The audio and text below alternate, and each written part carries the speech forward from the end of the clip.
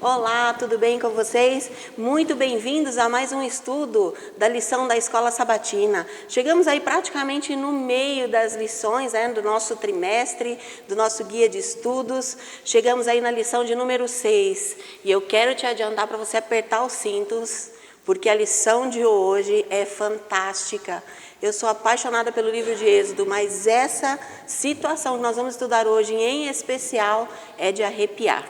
Mas como eu sempre falo para vocês, eu nunca estou aqui sozinha, eu estou muito bem acompanhada hoje, mais uma vez. Tenho aqui a alegria de poder comentar da lição hoje com o pastor John, fruto aqui da terra. Bem-vindo, pastor. Obrigado, Sandra, pelo convite, é sempre uma honra estar com vocês.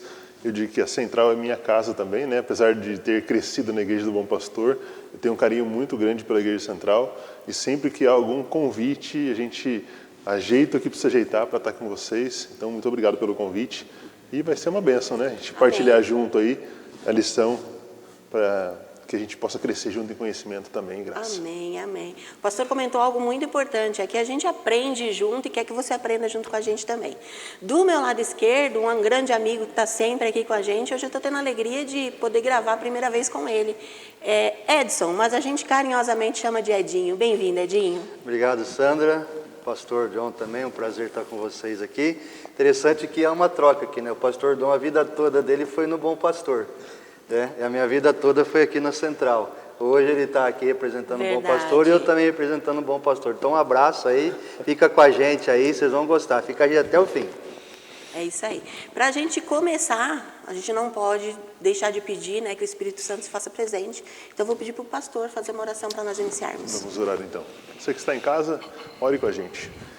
Pai querido, nós agradecemos a Ti pelas bênçãos que nós temos recebido do Senhor. Amém, Senhor. Agradecemos pela oportunidade que nós temos de estudar a Tua Palavra, Obrigado. De ter a lição em nossa mão e relembrar juntos as histórias e tirar daqui os ensinamentos para a nossa vida. Amém. Portanto, pedimos que o Espírito Santo nos conduza nesse instante e que a cada texto, a cada dia que nós recapitularmos aqui, possamos nos lembrar de como o Senhor é bom e como o Senhor tem conduzido o Teu povo ao longo da história. Amém. E assim continuará conduzindo também a nossa vida. Por favor. Nos dê a Tua paz, o Teu perdão.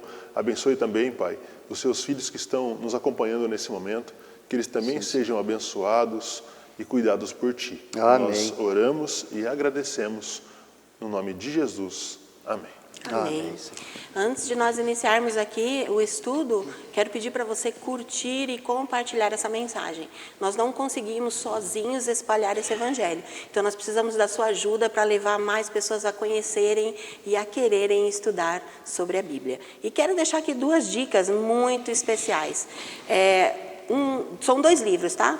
O primeiro, A Verdade sobre os Anjos, escritora Ellen White, vale muito a pena. E o outro é o Patriarcas e Profetas. Esse daqui hoje a gente vai usar aqui alguns textos dele, nessa lição que a gente vai estudar aqui juntos. Ellen White, Patriarcas e Profetas, é um guia muito especial que te ajuda a estudar a Bíblia, a entender alguns pontos que de repente aí vai clarear a mente da gente. Vale muito a pena. Se você puder, adquira. Chegamos na lição de número 6, então. Título da lição dessa semana: A Travessia do Mar Vermelho. Eu não te falei que o assunto era especial. É claro que todo assunto da Bíblia é especial, mas esse causa um impacto muito grande, Aqui é um evento literal, miraculoso e altamente simbólico. Que evento incrível e cheio de aplicações para a nossa vida hoje também. O texto para memorizar, quem dos dois gostaria de ler? Pode ler, pastor. Posso pastor ler? John. Êxodo capítulo 14, verso 13 e verso 14 diz assim: Moisés, porém, respondeu ao povo: Não tenham medo, fiquem firmes e vejam o livramento que o Senhor lhes fará no dia de hoje, porque vocês nunca mais verão esses egípcios que hoje vocês estão vendo. O Senhor lutará por vocês. Fiquem calmos. Nossa, que texto! Para a gente entender um pouquinho aí, desse contexto, que momento que foi dito, essas frases aí. O povo de Israel estava cativo, cerca de 400 anos de escravidão, né, pastor? E ali, então, agora, eles estavam sendo libertos por meio da intervenção de Deus, que estava ali usando Moisés para isso. E depois, agora, a gente estudou aí na semana passada sobre as pragas. Se você não viu ainda, volta lá no nosso canal, que tem todas as lições. A gente não vai poder aprofundar sobre essas pragas, muito sobre cada uma nesse momento, porque a gente não tem esse tempo. Mas volta lá no nosso canal, que tem o estudo lá também. Então, depois da 10ª praga, o faraó agora permite, a gente não vai entrar muito na questão do verso, porque a gente vai falar disso na quarta-feira. Mas depois da 10ª praga, agora o faraó permite que o povo, então, vá embora. E aí, cedida, né? ele cede, cedeu, né? a gente vai comentar sobre isso daí. Ele decidiu, só que agora, ele permitiu, mas ele resolveu perseguir. E aí, então, Moisés fala isso. Parecia que ele era bipolar, esse faraó, né? Parece bipolar, Muito né? bipolar, né? Bipolar, Fazia né? uma coisa, depois fazia outra. Eu queria, com a permissão de vocês dois... Já podem começar a comentar. Fazer uma menção aqui aos queridos amigos coportores. Alguns sábados atrás foi comemorado o dia do coportor, o Ministério da Página Impressa. Então vai nosso forte abraço aqui, um abraço caloroso pelos coportores e coportoras do nosso país. Que não são bipolares, né, Edinho? Vale ressaltar que fazem um trabalho magnífico para Bem Deus. lembrado. É isso aí. É isso.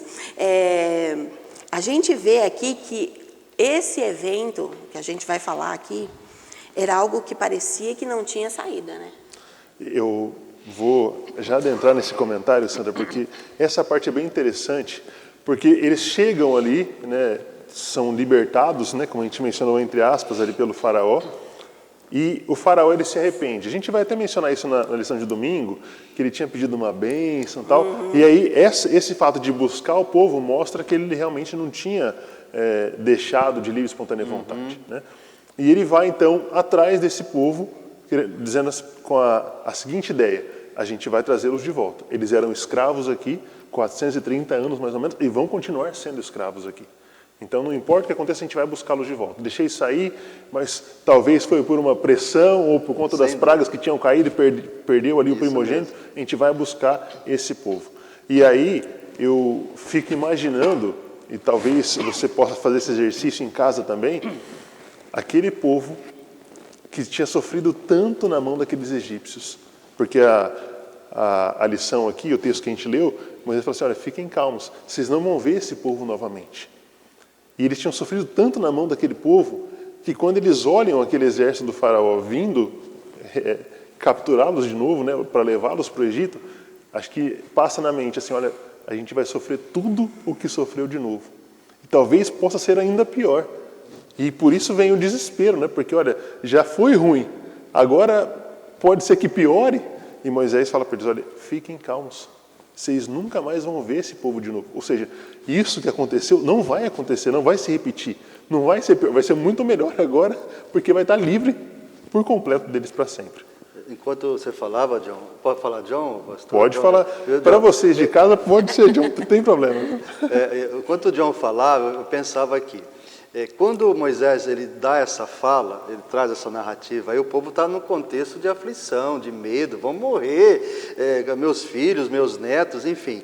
E aí, trazendo para os nossos dias, às vezes a pessoa ela tem um diagnóstico de uma enfermidade que talvez para a medicina é incurável. E aí, pelo poder de Deus, ela é curada. E aí o que acontece? Olha que interessante. Às vezes passa por outro diagnóstico, outro tratamento, outra consulta, e aí a pessoa fica pensando: poxa, vai voltar tudo de novo. Eu vou voltar a sofrer de novo, vou passar aquela tensão de novo, vai voltar todos os tratamentos. Foi mais ou menos talvez isso. Porque quando eles viram que o exército estava aí, falaram: vamos voltar, vai continuar o sofrimento.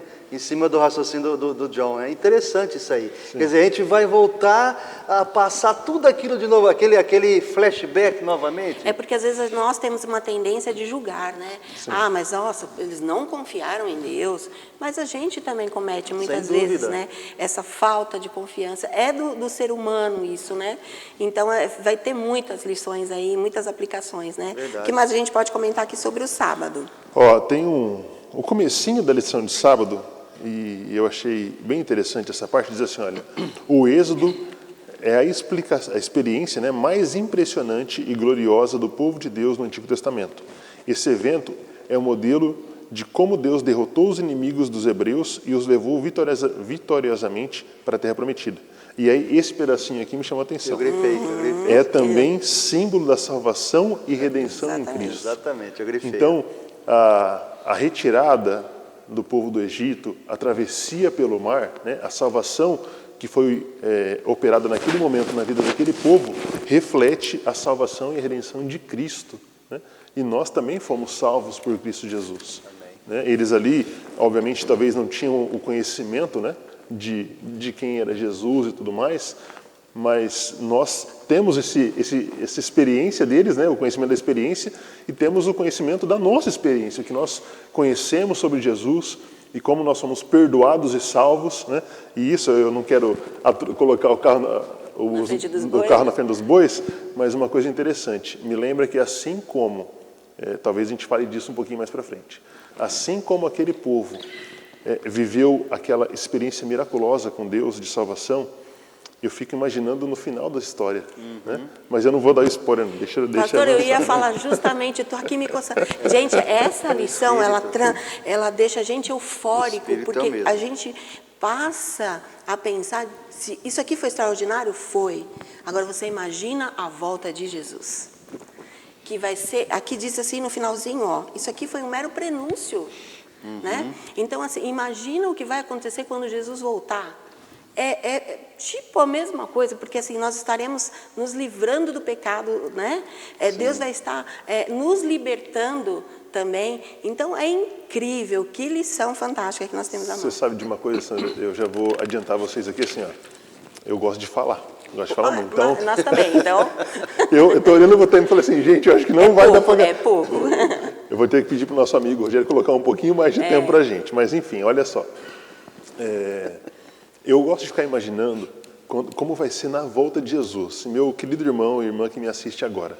Não sei se você tem também esse passatempo para você. Eu gosto de imaginar como vai ser a volta de Jesus. Eu tenho uma oração que eu faço para Deus. Senhor, eu não quero passar pela morte.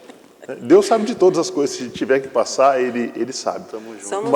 Mas eu não gostaria de passar pela morte. Eu queria ficar vivo ali até o final. Sim. Mas se por um acaso precisar descansar, eu sei que também é um piscar de olhos e a gente vai ver Jesus, né?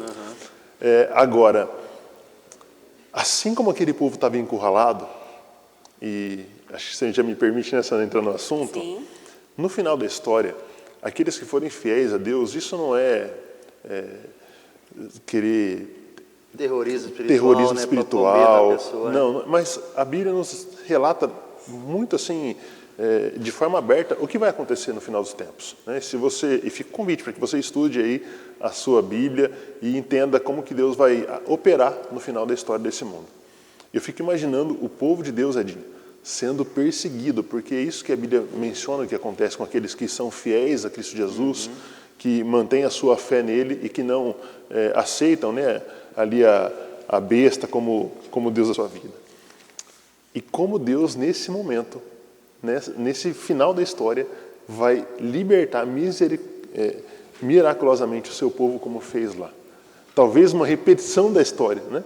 A gente naquele momento, sabendo como que vai ser e a perseguição acontecendo e Deus aparecendo nas nuvens dos céus. Agora não é mais... todo olho vendo. Então, é miraculoso demais, realmente, né? Eu sou da opinião de que o sobrenatural sempre vai acompanhar o povo de Deus.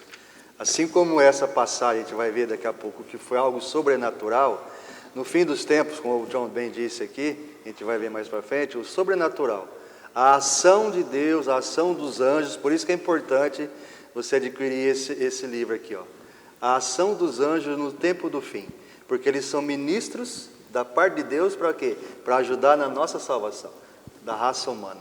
Então vai bem que o John falou, bem isso que o John falou, vai ser algo miraculoso, sobrenatural, para aqueles que estão seguindo o caminho certo, né? Para aqueles que aceitam a Jesus como seu Salvador, entregam a sua vida a Jesus, né? É interessante, o pastor John falou aqui um texto que eu tinha marcado, Patriarcas e Profetas, que está no livro aqui que nós recomendamos. Mesmo quando o povo de Deus é aparentemente encurralado, o Senhor tem um caminho preparado preparado, ainda que invisível aos olhos humanos. Amém, Senhor. Amém? Amém. Isso Seja é Deus. incrível. Vamos para o domingo? Vamos. Vamos para o domingo. Vamos porque que vai faltar tempo, né, vamos Sandra? que o tempo não vai dar, já estou preocupada. Como eu falei aqui, nós estudamos na semana passada sobre as pragas, né? E agora, então, acontece algo muito interessante aqui. Anota aí para você estudar, para você ler aí na sua casa. É Êxodo, o livro de Êxodo 12, os versos de 1 até o 12. Incrível essa passagem. Mas acontece aqui algo interessante. Noite de Páscoa. Deus havia lhe dado algumas orientações, né, de que o povo ali de Israel deveria fazer. E aí, vamos resumir aqui. Eles deveriam passar ali o sangue nos portais, né, das casas para mostrar que eles eram de Israel, que tinham a Deus como seu Senhor ali. Estavam obedecendo a Deus. Estavam obedecendo a Deus, estavam em obediência. E aí, o que aconteceu nessa noite? Quem dos dois quer falar? Por que Deus pediu para que passasse o sangue nos portais? Olha só, Deus havia dito a Moisés que naquele dia o anjo da morte passaria sobre o Egito. E todo primogênito, né, ali dos egípcios, né, eles perderiam a sua vida. Desde o faraó? Desde o faraó até o mais pobrezinho do Egito. Os animais também. Os animais. E se o povo não obedecesse, também aconteceria isso no meio deles. Então o sinal era, vocês vão matar o cordeiro que a gente sabe, obviamente, que simboliza Jesus, e vocês vão passar o sangue nos umbrais das portas. E toda a casa do Egito, onde o anjo passar e observar o sangue na porta, ele não entrará e não vai ferir os filhos, os primogênitos. Mas a casa que não tiver, o primogênito será ferido. E mais uma coisa interessante que me chama a atenção, relembrando essa história, que naquele momento não era só para eles passarem o sangue na porta, mas era para eles estarem prontos. Então, ou seja, a própria comida indica isso, né? Então, um pão sem fermento era um pão mais rápido de ser preparado, né? Ali as ervas amargas, o cordeiro preparado também, para que eles pudessem comer e sair a qualquer momento. Então, a ordem da saída seria a qualquer momento. Então, essa é a lembrança aí da Páscoa, da noite da saída. E aconteceu. E na mesma noite, o faraó chama Moisés e faz um pedido para eles. Saiam, vai embora daqui. E tem outro pedido junto, né? E aí vem um pedido estranho. Aquele homem que havia recusado durante todo esse tempo, ali até a nona, né, a nona pode-se dizer, praga, recusou a libertar. Agora ele fala, vão embora. Mas antes, o que eles pediram, Edinho? Só falar um pouquinho antes das pragas, a questão das pragas, foram 9 só no Egito. Você pode ver, as 9 não caiu na terra de Gósen, onde estava habitando o povo de Israel. Mas a 10ª, sim, caiu em toda a terra do Egito. E aí o John, ele falou um ponto importante, que obediência. Quando Deus pede para você guardar o 7º dia, Ele quer ver a tua obediência, Ele quer ver a tua fé, Ele quer ver a tua atitude, Ele quer ver a tua decisão em servir. Enquanto todo mundo guarda outro dia, Ele pede para você guardar o 7º, o sábado. Para que passar sangue? Para que? Qual a necessidade de passar sangue? A fé. A necessidade de fé, de crer e acreditar. Como a gente falou, né? Ele era bipolar. Ele pediu que Deus, Moisés, intercedesse por ele. Ora por mim aí. Me abençoa a mim também. Apresenta meu nome aí diante do teu Deus para que ele me abençoe. Eu também quero ser abençoado. Aí então ele havia se arrependido? Não, aí eu coloquei aqui assim, para não esquecer. Falou, muitas pessoas, foi o caso do faraó, e é o caso de muitas pessoas hoje. Talvez você conhece alguém. Muitas pessoas hoje querem um Salvador, mas não querem um Senhor. Porque Senhor eu vou ter que servir, vou ter que obedecer. E eu não quero obedecer, eu não quero sair do meu mundinho. Agora Senhor eu quero, porque Ele vai me dar tudo que eu preciso. As pessoas querem hoje assim. E isso me mostra que a intenção dele nesse pedido não era assim um arrependimento, olha, estou arrependido agora que eu vi o poder de Deus, mas ele queria que as pragas cessassem, parassem. Exatamente. Assim como ele enganou por vários nas primeiras pragas, não, eu vou deixar. Né? Então, a praga acontecia, aí ele, olha, Moisés, intercede para Deus parar e aí eu vou liberar o povo. E aí ele não deixava. E aqui nesse momento, olha, me abençoa para que isso pare, né, para que a gente possa parar esse pranto no Egito. Ele queria interromper a destruição ali, né? Ele estava pensando nele. Por que ele falou assim, ó, vocês vão adorar no deserto esse Deus? Eu queria adorar com vocês também, como o Ruth fez. O Ruth falou, ó, o teu Deus é o meu Deus, o teu povo é o meu povo. Seria aí uma dica, seria aí um insight que eles de fato se arrependeram. Mas não, ele, como diz o John aqui, não se arrependeu, ele está preocupado nele. Uma sensação egoísta. Edinho, isso me faz ter uma reflexão, e eu talvez acredito que você também tenha. Se você não tem, pense agora sobre isso. Será que eu e você estamos servindo a Deus ou estamos aqui querendo as bênçãos de Deus só? Será que eu estou realmente arrependida e quero ser transformada? Quero estar preparada para o dia que o evento mais miraculoso, né, do mundo vai acontecer, que é a volta de Jesus? Eu quero estar preparada. Estou aqui porque me arrependi ou porque eu estou buscando as bênçãos de Deus? Qual é o sentimento? A gente pode colocar que o mesmo sentimento que houve no faraó nesse momento de remorso vai acontecer posteriormente depois em Judas. Perfeitamente. Né? Então é um remorso, mas não arrependimento verdadeiro. E sem o arrependimento, né, não há perdão de pecados. Como que eu vou pedir perdão para Deus de um pecado que eu não me arrependi? Eu simplesmente fiquei triste ou com remorso por conta da consequência. Mas se ninguém tivesse visto, então estava tudo certo. Exato. Então a gente tem que tomar cuidado com isso. Né? O que realmente é o arrependimento para a nossa vida, e você, minha irmã e meu irmão que me assistem nesse momento, nós precisamos analisar a nossa vida por completo. Né? Olha, o que eu tenho feito que talvez tenha desagradado o Senhor? Às vezes, esse pecado que nos faz ter esse tipo de sentimento de remorso, às vezes é alguma coisa que a gente até tem acariciado no coração, mas Deus pede para que a gente largue isso, para que a gente não viva somente com esse remorso e possa confessar esse pecado para Deus e receber o perdão que nos dá a salvação. Né? Outra coisa também, meus amigos e amigos, eu coloquei, as pessoas hoje não querem compromisso. Ele não queria compromisso com o Deus de Israel. Ele não queria nenhum tipo de compromisso com esse Deus verdadeiro. E às vezes hoje também, as pessoas não querem ser comprometidas a uma única esposa, a um único esposo, onde todo mundo aí, rapaz, você é fiel à sua única esposa, só o seu esposo, ou ao dia de guarda, ou o dízimo. E aí você é uma pessoa inteligente, você pode abrir o teu leque de imaginação e você pode analisar dentro de um contexto religioso e cristão. As pessoas hoje aí no mundo não querem compromisso com Deus, não querem compromisso com o seu próximo, e eu vou até mais longe, não querem compromisso com eles próprios. Porque se o faraó partir do princípio de que deveria adorar o Deus, porque Deus queria salvar também o faraó, irmãos, porque Deus criou o faraó ou não? Deus criou aqueles egípcios, Deus queria alcançar eles de uma forma miraculosa, como diz o John no começo, mas eles estavam tão ali presos no mundinho deles, com falta de compromisso, querendo viver a vidinha deles, que aconteceu o que aconteceu, né? Você falando aqui, eu pensei em algumas consequências, né? Às vezes a gente vive a nossa vida, ninguém manda em mim, eu quero viver perfeito. A minha vida. Isso mesmo. Ninguém tem nada a ver com os meus problemas, mas eu preciso te lembrar que tudo aquilo que a gente faz, as consequências acabam alcançando outras pessoas também. Muitas pessoas sofrem em consequência daquilo que nós fazemos, né?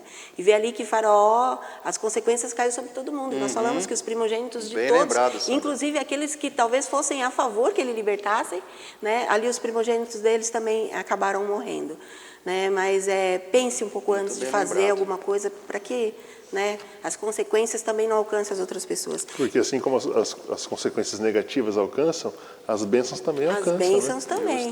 Né? Então a gente precisa pensar muito nos nossos atos. Eu quero lembrar que no finalzinho do domingo, uma coisa muito interessante aqui, né? Deus tirou ali os israelitas do Egito, mas Ele não tirou eles de mãos vazias.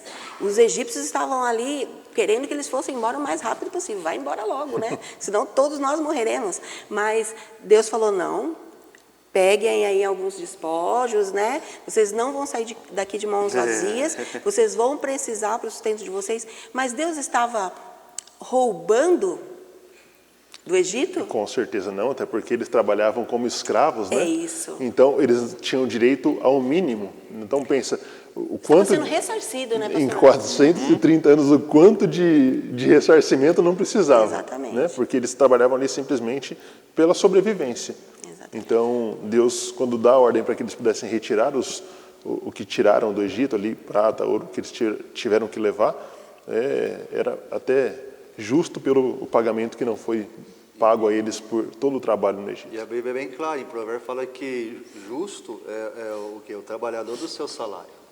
Sim. E alguns eruditos, arqueólogos, teólogos, eles falam que depois que Israel saiu do Egito, nunca mais o Egito voltou a ser o mesmo.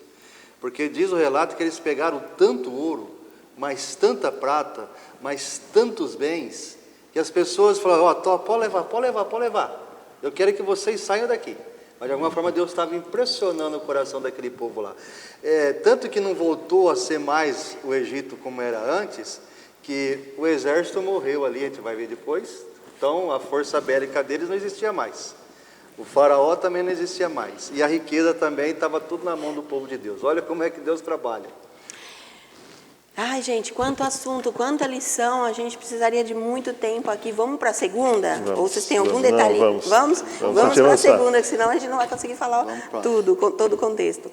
A consagração do primogênito. O fato é que ali agora, então, Deus misericordiosamente preservou as famílias israelitas. Mas agora ele fazia um pedido. Qual era o pedido? A consagração dos primogênitos. E o que é consagrar o primogênito? Olha só, eu entendo por consagração que a gente precisa levar aquilo ou aquele ou aquelas coisas que Deus pede a ser exclusivamente dele. E quando Deus pede, olha, consagre a mim os primogênitos, ele estava simplesmente mostrando para o povo, né, com aquela atitude deles, que tudo, na verdade, é de Deus. Não era só o primogênito, todas as pessoas são de Deus. Mas Deus estava como uma forma de teste também, para ver se aquele povo, de fato, entregava tudo o que tinha, ou na visão deles, o primogênito sempre era o mais importante, porque aquele que herdava todas as coisas. Olha, se você consagra ele realmente a mim, então você vai me entregar esse primogênito, é um símbolo de obediência, um símbolo de humildade também. Então, olha, Senhor, é do Senhor. Então, está consagrado a Ti. É um ato de reconhecimento. Isso, faça o que o Senhor bem entender desse primogênito, ele é seu. Né? Isso é um ato de confiança em Deus. Né? E ele podia falar isso, ele tinha autonomia para fazer esse pedido, porque ele deu o seu primogênito, ele deu o seu unigênito antes da fundação do mundo. E às vezes, irmãos, a gente quer pedir algo para as pessoas, que às vezes na nossa vida religiosa a gente nunca cedeu, nunca aceitou, que não chegou naquele nível ainda. Por exemplo, eu estou batendo nessa tecla aqui, mas é proposital. Tem pessoas, às vezes, que querem que aquele irmãozinho que batizou dia desse, que guarda o sábado, mas talvez ele mesmo nunca guardou o sábado, talvez nunca foi fiel no dia das ofertas como ele quer que aquela pessoa seja. Então Deus, ele pediu o seu primogênito para mostrar, eu dei o meu, eu abri mão, ou seja, eu agi primeiro. Eu fiz primeiro, agora eu quero ver se vocês fazem também, dentro de um contexto de obediência. Quando a gente pega esse texto aqui, né, que Êxodo 13, de 1 a 16, aqui a gente vê muito sobre isso, sobre essa consagração, sobre esse ato de entrega, de reconhecimento, né, de quem Deus é, de que Deus é o Criador e doador de tudo. E esses textos aqui a gente pode dividir em duas partes. Primeiro ele pede essa consagração dos primogênitos, e depois ele orienta o povo ali a celebrar a festa dos pães asmos, né? E era um pão preparado de uma forma diferente, sem fermento, porque quando a gente estuda a Bíblia a gente entende que o fermento ele tem um simbolismo ali, né? O símbolo do pecado, né? Então ele pede para que esse pão seja preparado de forma diferente ali, como um memorial de libertação do povo ali do Egito. E uma outra coisa que lá no finalzinho, no verso 14, se eu não me engano, anota aí para você verificar em casa, fala que eles ensinavam isso para os seus filhos. E aí me traz uma lição para mim e para você. Nós precisamos orientar os nossos filhos, passar, né, aquilo que nós aprendemos para as novas gerações, para as crianças. Existe uma responsabilidade muito grande enquanto família de nós ensinarmos, né, e falar dessa libertação que Deus fez e faz por nós hoje, né, pastor? Eu fico imaginando, por exemplo, vamos voltar só um pouquinho, quando o sangue estava sendo passado na porta, da criança olhando e falando assim, pai, mas o que é esse sangue aí? Por quê? Por que a gente está comendo agora e está comendo já pronto para sair, como se tivesse alguma coisa iminente para acontecer? né? E depois, aquela geração que passa no meio daquele mar, né, que é salva ali por Deus, depois vai relembrar os seus filhos, essa grande responsabilidade que a Sandra falou, vai relembrar os seus filhos de como Deus agiu de forma espetacular naquele momento, né? E isso era passado de geração em geração. Então, olha, nós temos um Deus que nos salvou. Então, essa festa aqui, está acontecendo essa festa, mas o que essa festa significa? Aí o pai ia explicar, porque olha, um dia o seu avô, né, estava lá preso no Egito, e Deus foi e libertou ele da escravidão, e eles passaram no meio do mar, e o exército veio atrás, e aí vai contar toda aquela história. E aí aquele netinho, né, aquele filho agora escutava essa história, depois ia contar para o seu filho. Bom, mas por que essa festa? E ele ia relembrar tudo lá atrás novamente. E é legal também, John, você falando aí, o papel da igreja de Deus. Porque você imagina aquela criancinha do hall, aquela criancinha do primário, aquela criancinha que tem ali a professora todo sábado, então aí você vai se identificar com o que eu estou falando. E ali ela vai crescendo naquele contexto de vendo ali aquelas histórias, e aí se torna aí um advogado, um médico, um pastor, um ministro. Ele vai lembrar, em casa eu aprendi isso aí, mas também aprendi na igreja. Então olha o papel da igreja também, de estar levando adiante, ou seja, passando a tocha. Eu posso entrar nesse assunto um pouquinho mais a fundo? Tem uma experiência muito interessante. Eu sei que o tempo não permite, mas eu quero tentar abreviar aqui nos 2 minutinhos. Eu, quando pequeno, Edinho e Sandra, estudei na escola adventista, em Catanduva, né? E meus pais não eram adventistas, mas eu estudei alguns anos ali na escola adventista.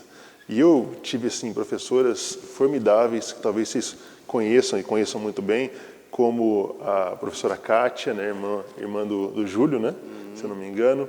Também tive a professora Evane, que foi minha professora no 2º ano. A professora Débora também, né, da Igreja Central aqui. E a professora Kelly, que acho que era de Votuporanga na época, né? Se eu esqueci de alguém aqui, me perdoa. A gente às vezes vai falando os nomes e esquece de alguém. Isso mesmo. E eu me lembro que no meu último ano na escola adventista, era o 4º ano, eu fiz um trabalho. E esse trabalho falava sobre a volta de Jesus. Então tinha Jesus assim, numa espiral descendo, né? E a gente fez esse trabalho. Isso ficou gravado, né, na minha mente, assim, poxa, olha, tem um Deus que perdoa, um Deus que vai voltar. Isso ficou, assim, foi uma coisa que ficou muito gravada na minha mente. Lógico, não só disso, mas as músicas que a gente cantava na escola, tudo que a gente fazia ali, obviamente tem um objetivo de mostrar Jesus para as crianças, né? Eu trabalho na escola hoje, eu sei como funciona. E um dia depois, quando eu fui conhecer a Jesus, a história é muito longa, né? A gente precisa pular um pouco dessa parte, mas quando eu fui conhecer a Jesus e eu olhei o nome Adventista do 7º dia, me voltou todo aquele ensinamento da escola adventista. Perfeito. Né?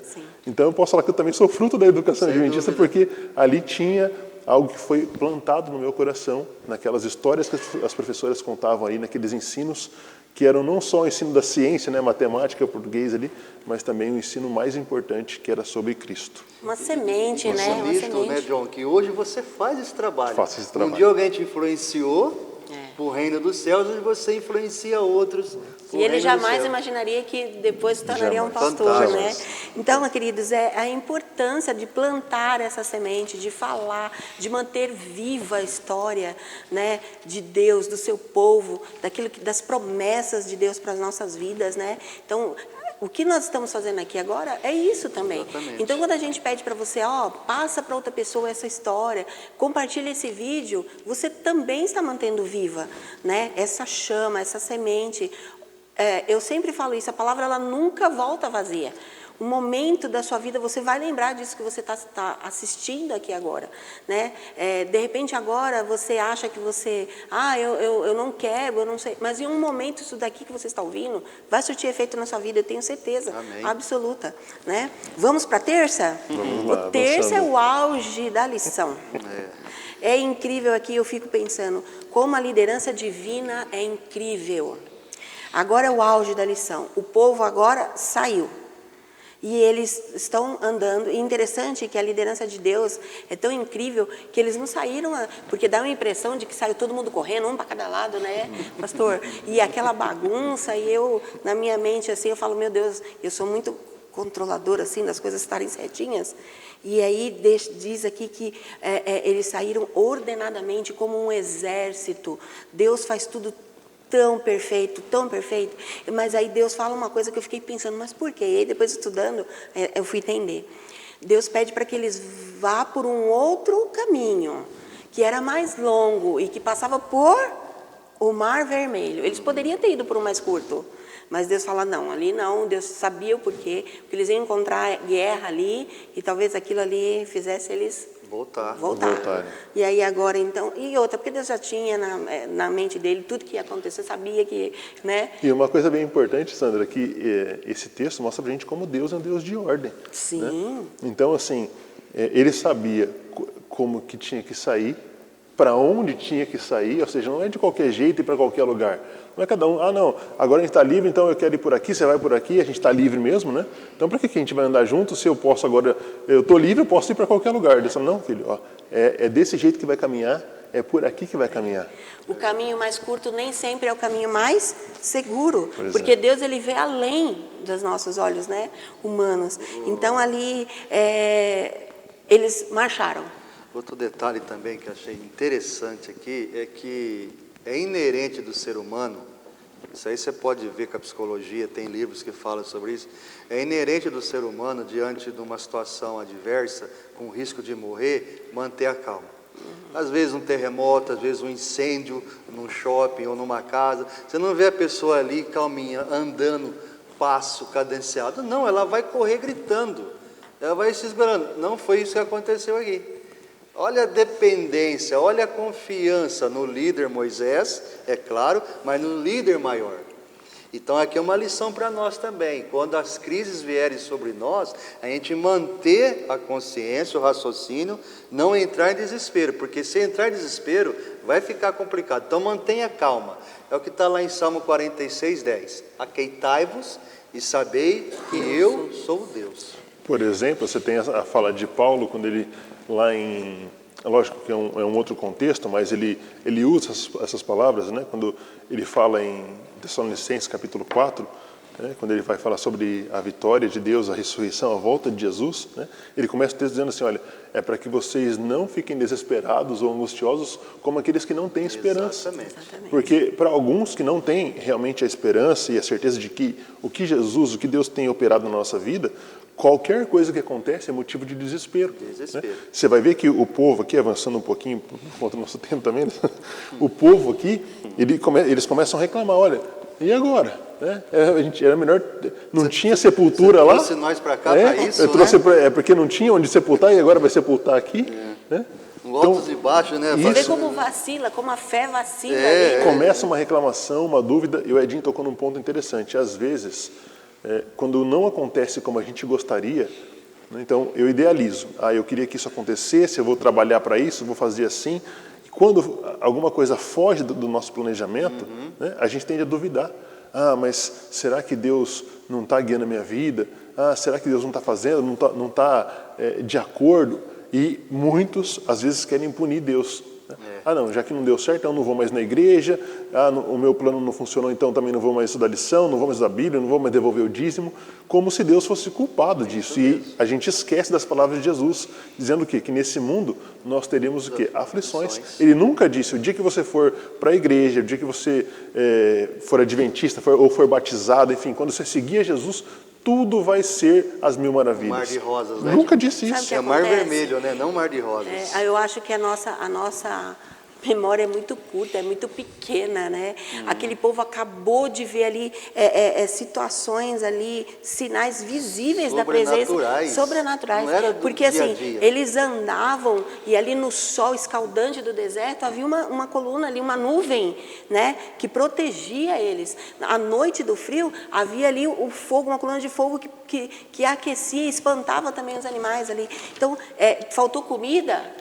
Tinha ali. Vinha comida do céu. Então, ali. assim, várias coisas aconteceram e aí, de repente, eles esqueceram. Mas espera aí, Moisés.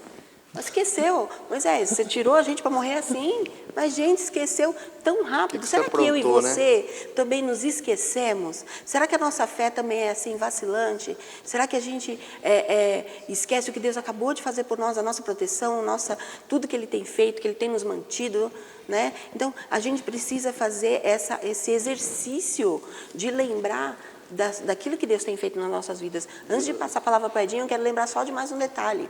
Fé é uma coisa assim que você tem que alimentar dia a dia. E aí a gente viu aqui, nesse contexto, quem apareceu aqui também como exemplo de fé? José. Olha José voltando aqui nesse contexto. Por quê? Porque José falou assim, ó, depois que eu morrer, né, vocês vão sair daqui, vocês serão libertos, e vocês levem os meus ossos. E eles saíram com os ossos de José. Então, fé é isso, é ter a certeza de que mesmo em meio a tudo isso, Deus vai agir. Ele mandou, Deus vai agir, confia. Esse é apenas um texto bíblico para as pessoas em casa lerem. Pedir para a produção ali, se quiser colocar na tela aí. 1 Coríntios, capítulo 10, nós encontramos ali no verso 11 e verso 12. Uma dica para você aí. Por que foi escrito tudo isso? Como exemplo. Então, se somos sábios, o sábio aprende, né, com o erro dos outros. Possamos aprender também. Mas só isso aí. Só isso? Só um verso para a pessoa ler em casa aí. Gente, guarda aí esses versos, anota tudo aí, volta ao vídeo e comprove. Nós não estamos falando nada por nós aqui. Tudo que nós estamos falando estão contidos aqui, ó, na palavra de Deus, tá? Vamos passar para quarta-feira, avançando pela fé. Aqui eu já tiro uma lição só no título, avançando pela fé. Fé não é passividade. Então, assim, Deus esperava ação e Deus espera ação da gente também. E a gente só consegue avançar de fato na vida espiritual ou em qualquer outra área da sua vida que você entenda, né, pela fé. Pela fé. Porque a gente não pode, por exemplo, a gente não pode garantir que vai acordar amanhã, mas a gente tem fé que vai acordar, né? E assim a gente vai crescendo, né, e vai desenvolvendo. E essa, que nem você disse há um pouco, Sandra, eu costumo colocar que a fé é como se fosse um músculo. Se você treina, o músculo cresce. Se não, atrofia. Se não, atrofia. Se você não exercita a sua fé, ela não cresce. E aí, outro dia eu falei isso num sermão, o irmão falou, pastor, isso me fez pensar. Se eu falo assim, Edinho, ora por mim lá na igreja, para que a minha fé, ela cresça.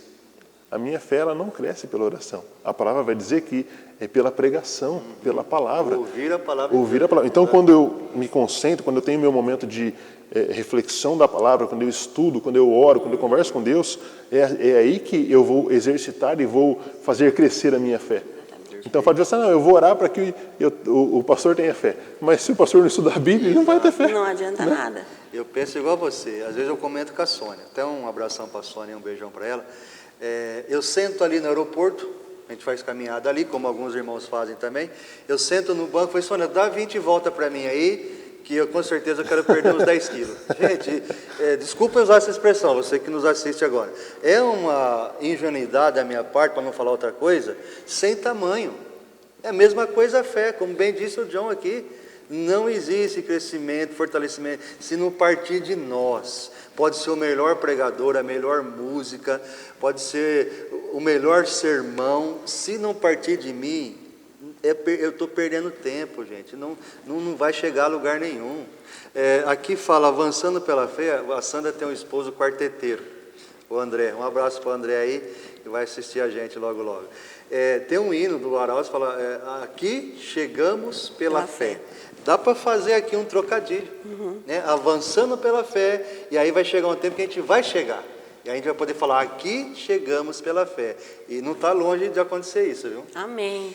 O fato aqui é que Moisés, ele confiava em Deus. Ele confiava em Deus e ele encoraja ali o povo, né? E ele dá ali algumas dicas. E ele deu aqui algumas dicas, como a primeira, não tenha medo. 2, fiquem firmes. Isso. 3, vejam o livramento que o Senhor vai dar para vocês no dia de hoje. 4, o Senhor lutará por vocês. Amém. Será que nós podemos dar esses mesmos? Olha que interessante, né? A gente lê o texto de Moisés falando assim, não tenha medo. Aí ele fala assim, pessoal, não tenha medo. E eles olham o exército, como que não vai ter medo com o exército atrás? 600 carros.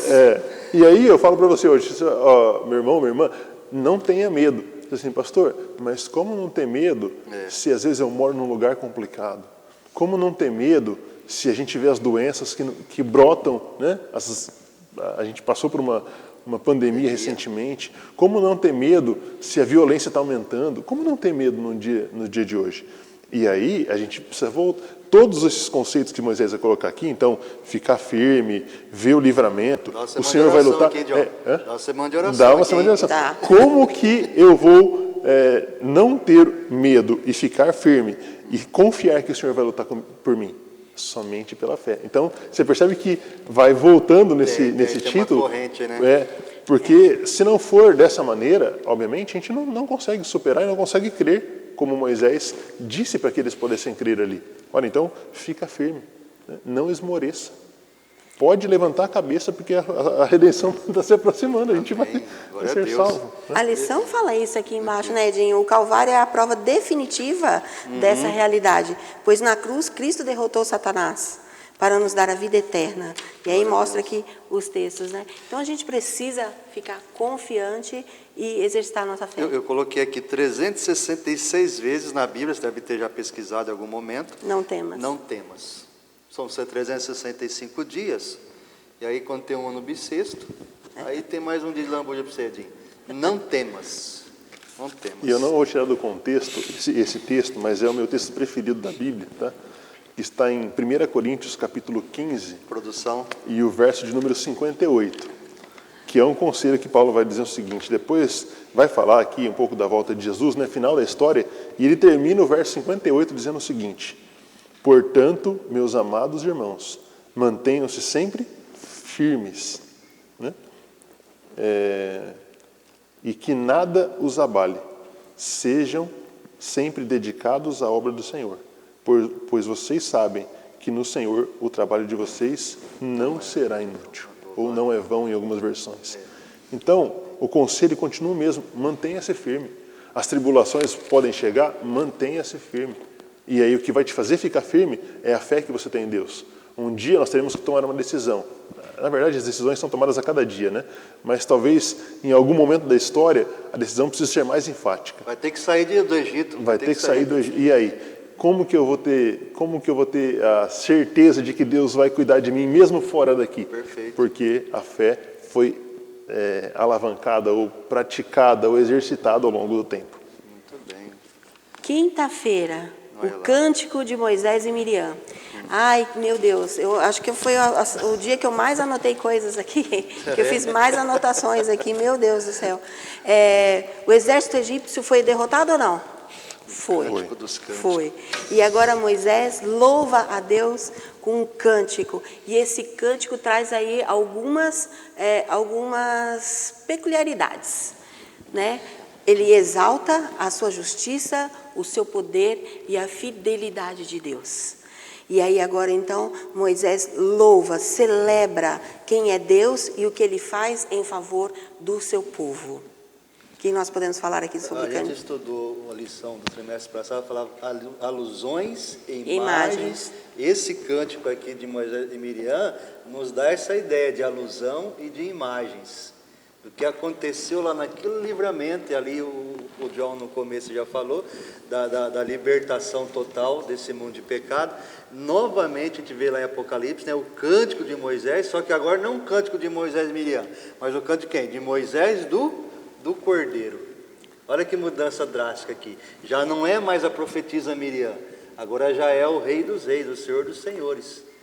E interessante que esse cântico, irmãos, só vai cantar quem lavou a sua roupa nas vestes sanguentada e as roupas brancas. E aí você vê um paradoxo. Como é que pode uma coisa, o vermelho, o carmesim, e aí você lavar e sair... Uma coisa que mancha, purifica? Como que pode, né? Somente vai cantar, participar desse coro celestial, aqueles que lavaram as suas vestiduras no sangue do Cordeiro. Por isso que é o cântico do Cordeiro também. O que me chama a atenção é que logo depois da tribulação que eles passaram ali, né, da travessia, daquele medo de ser preso e voltar para o Egito, eles cantam, né, para louvar a Deus pelos seus maravilhosos feitos. E eu fico imaginando a gente naquele grande dia, quando ver a Jesus nas nuvens dos céus, cantando: esse é o Senhor a quem nós aguardávamos, e na sua vinda nós nos alegraremos, né? Na sua glória nós nos alegraremos. Vai ser um momento único, né? Que você e eu teremos a oportunidade de experimentar naquele grande dia. Tem um hino novo agora aí da igreja, digno. Digno é o Cordeiro bendito. Nossa, digno.